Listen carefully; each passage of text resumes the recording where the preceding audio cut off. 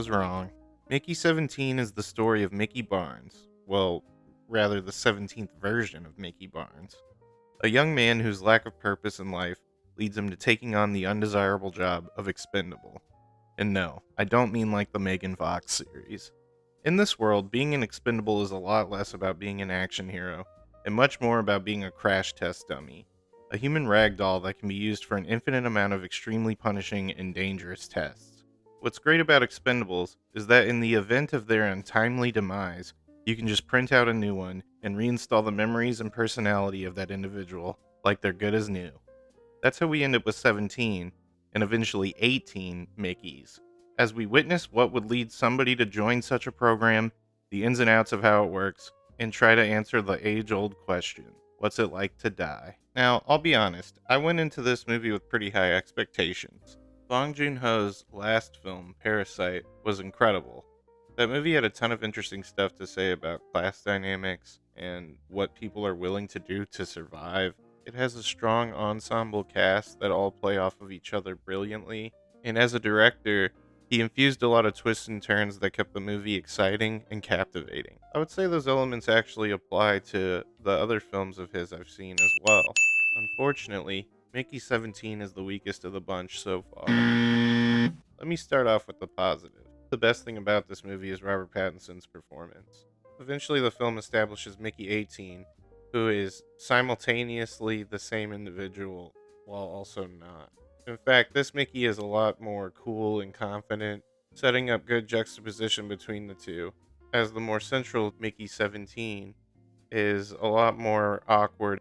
The dual roles are distinct and likable in their own ways, and this is the most I've enjoyed seeing Pattinson on screen since Good Time. He does a really good job of distinguishing the different clones or replicas, whatever you want to call them. The chemistry he has with his love interest, Nasha, played by Naomi Ackie, is also great, giving the film an emotional connection that gives the audience something to invest in. This relationship also brings up interesting questions when Mickey 18 is introduced. Is this really the man that she fell in love with? Does 18 have the same feelings about her that 17 does? The movie also has some pretty effective world building.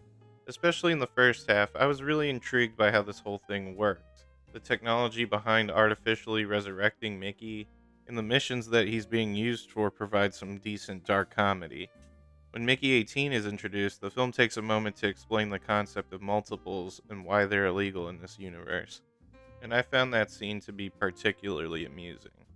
Where a lot of my frustrations with this film come in is with how the storytelling itself is executed. For instance, the first act has a ton of narration slash voiceover from Robert Pattinson as he essentially holds your hand and walks you through exactly how everything in this world works. And while I do really enjoy the world building in this movie, like I said, I think this could have been done a lot more effectively if they had cut some of the voiceover down. It reminds me of the whole infamous debacle with the multiple releases of Blade Runner and how everybody complains about the cut that has Harrison Ford just needlessly explaining things. That's basically the beginning of this movie. Luckily, after a while, the voiceover goes away and the movie settles into the bulk of its story. But that's where things really become sort of a mess, because I don't think this movie really knows what it wants to be. Just going back to Parasite for a second, that movie did kind of reinvent itself every like half hour and really just added a whole new layer to the movie or made you think, oh, wow, I didn't know I was watching a movie about this. But I feel like Mickey 17 was kind of trying to do that, but never really stuck the landing. It's a film about the outcasts of Earth boarding a spaceship led by a failed politician, going on some kind of mission to start a new society.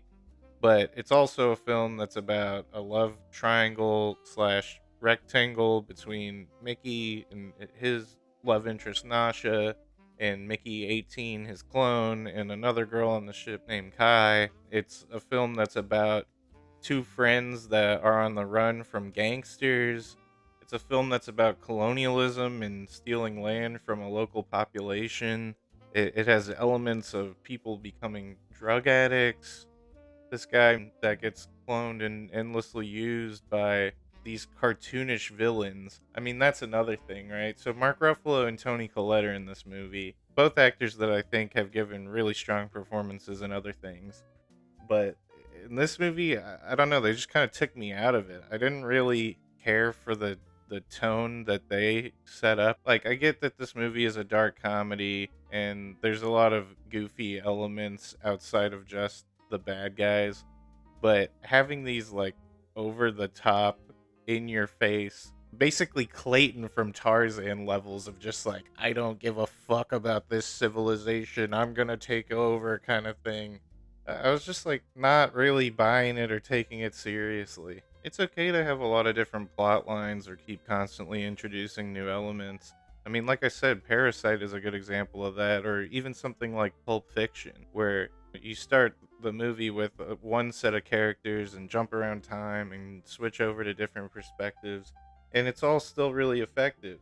But with this, there just weren't really a lot of satisfying resolution to most of these plot elements. By the end of the movie, I basically forgot about Kai, and the Timo character is just it just didn't have the emotional weight that it should have. The dynamic between him and Pattinson felt like it wasn't fleshed out enough, and I thought Steven Yeun was drastically underutilized in this film.